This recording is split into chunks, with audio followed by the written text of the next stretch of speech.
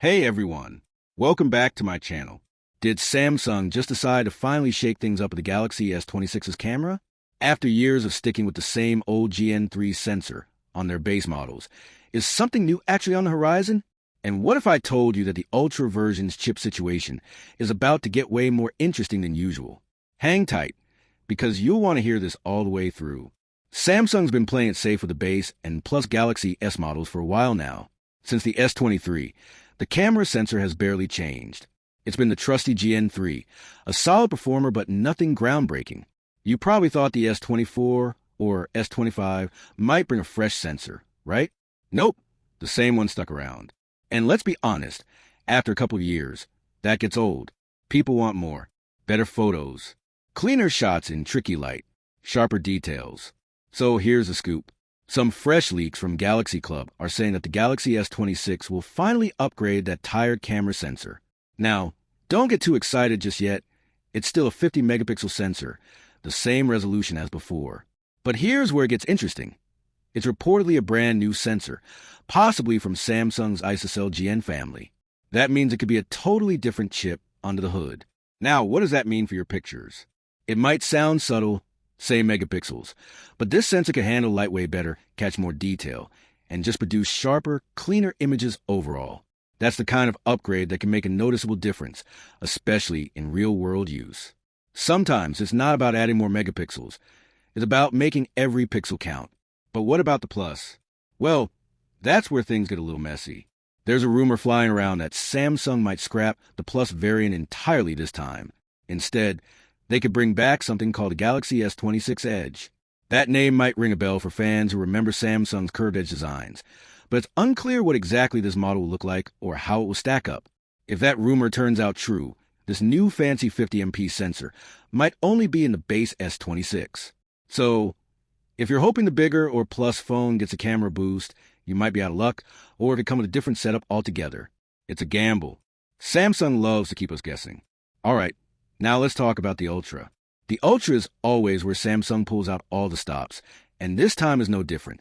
The Galaxy S26 Ultra is rumored to come with Qualcomm's latest Snapdragon 8 Elite 2 chip worldwide. That means no regional split like we've seen before, where some countries get Snapdragon and others get Exynos. For Ultra buyers everywhere, it's Snapdragon all the way. This is great news if you've been frustrated by the inconsistent performance between Snapdragon and Exynos chips. Snapdragon chips generally offer smoother gaming, better efficiency, and more consistent updates. So, Samsung committing to Snapdragon for the Ultra worldwide feels like a big step forward. But here's the twist. The base S26 and possibly that Plus or Edge model will likely get Samsung's own Exynos chip back in the mix.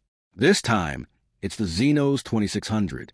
For markets outside the US, Japan, South Korea, and China, this will probably be the go-to processor.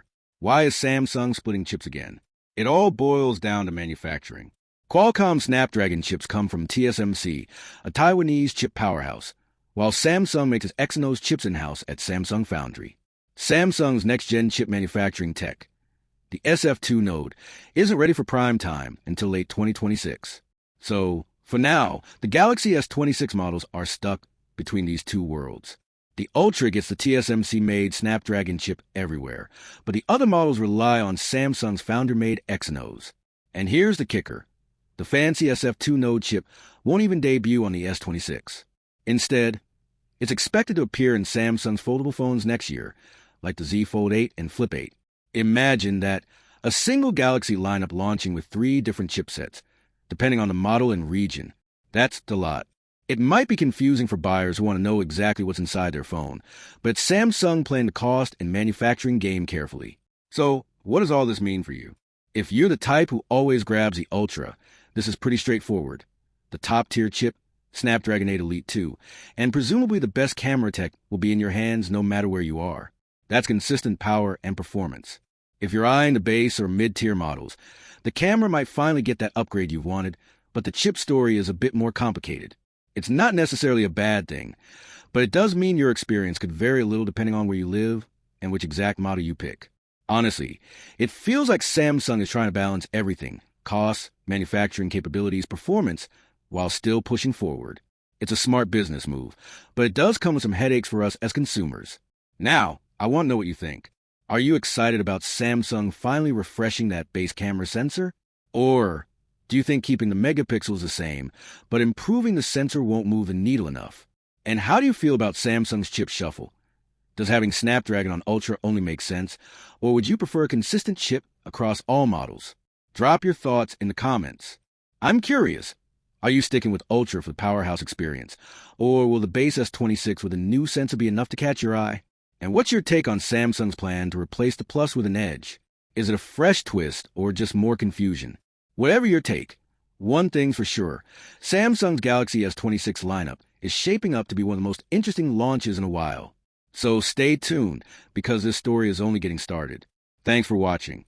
Don't forget to hit that like button if you enjoyed this breakdown, and subscribe for more updates as the leaks roll in. You won't want to miss what's coming next.